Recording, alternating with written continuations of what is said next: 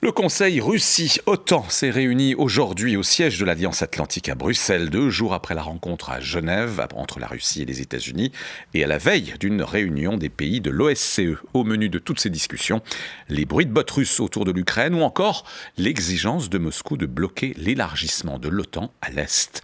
Alain Franco, vous avez suivi les conférences de presse à la fin de la réunion. Est-ce que cette réunion a été utile ? Oui, Mehmet, elle a été utile dans le sens où la quasi-totalité des 30 pays membres de l'OTAN se sont exprimés solidairement dans le même sens, avec 2 messages. Pas question d'interdire à quel pays que ce soit de rejoindre l'Alliance. Il en va de la souveraineté de chacun.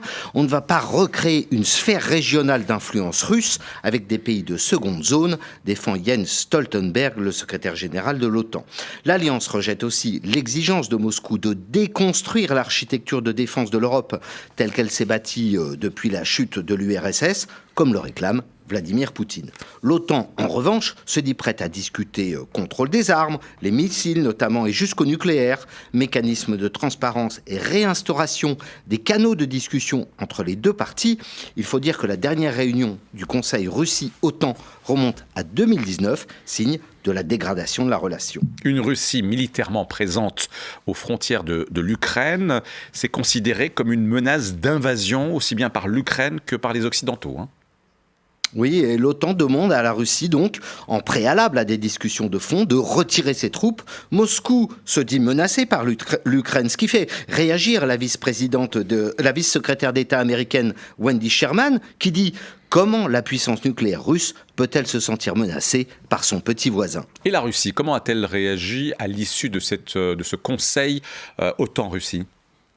Eh bien, elle affirme avoir présenté des mesures de désescalade, sans préciser lesquelles, mais qu'elles ont été ignorées par l'OTAN, ce qui est source, dit-elle, de conflits potentiels. L'OTAN n'est pas un instrument de paix, lâche le vice-ministre des Affaires étrangères, Alexander Grushko. Chaque délégation va maintenant retourner vers son gouvernement pour tirer le bilan de ces discussions à Genève et à Bruxelles, pour décider si et quelles peuvent être les prochaines étapes. Le marathon diplomatique ne fait peut-être que commencer.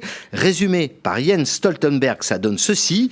Les discussions sont difficiles, c'est bien pour ça qu'elles sont importantes. Merci Alain Franco, vous étiez en direct de Bruxelles. Alors de quelle façon l'Europe peut-elle assurer sa sécurité face aux menaces croissantes de la Russie ? On va en parler avec vous, Frédéric Maure, bonsoir.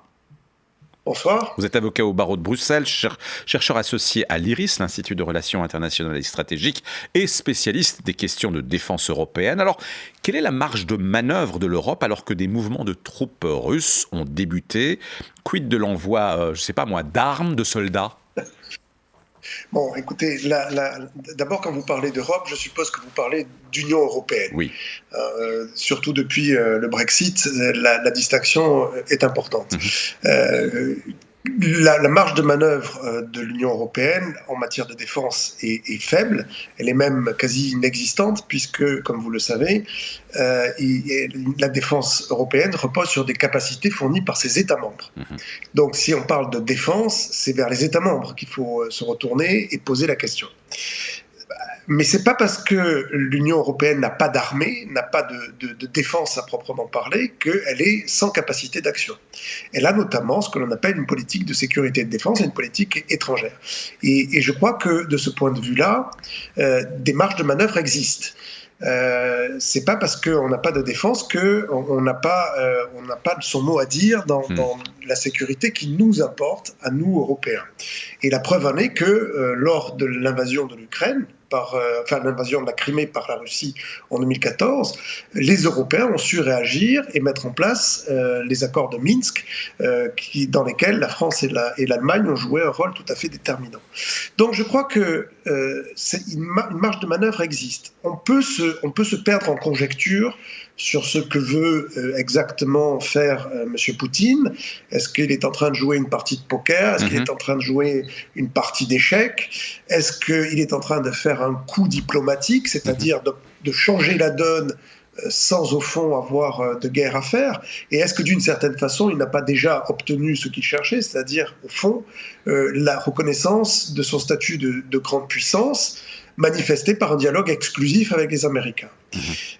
Donc, je pense que les Européens ne peuvent pas laisser faire cela et que leur marge de manœuvre est de décaler le dialogue, de dire il faut absolument que nos amis américains acceptent que non seulement nous soyons consultés, ce qui est quand même la moindre des choses, mais que l'Union européenne, ou en tout cas les plus grands États européens, la France, l'Allemagne, soient partis à ces négociations. Parce qu'au fond, c'est la sécurité de notre Union européenne qui est en cause.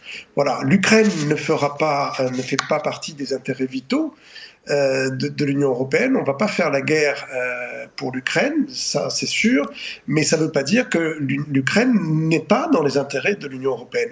Bien sûr, l'existence même d'une Ukraine libre et indépendante est fondamentale pour la sécurité européenne, de la même façon que M. Poutine estime que c'est important pour la Russie. Mais est-ce que les Européens sont unis dans leur politique de défense face à la Russie ?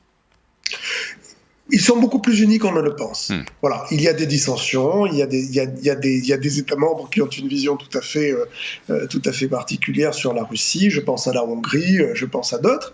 Il y a des États membres pour qui la Russie n'est absolument pas un danger, et tout cela se comprend. Ce qui est fondamental, c'est la capacité de l'Union à rester unie.